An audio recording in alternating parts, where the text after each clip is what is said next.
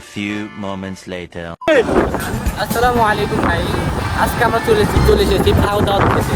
এই দেখেন আমাদের সাথে, এবং আজকে আমরা দাওয়াত খেয়ে পেটটা ভরে খালির জন্য দোয়া করে দেব।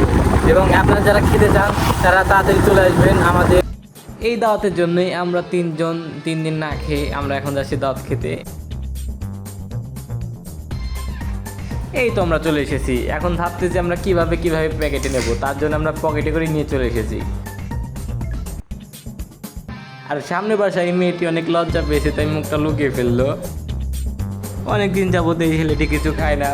আপনাদের কাছে যদি কিছু খাবার থাকে আমাদের একটু জানান, আমরা একটু খেয়ে আসবো না। আর আমরা অনেক দিন ধরে কিছু খাই না, সেই জন্য 4 দিনের খাবার একবারে খেয়েছি।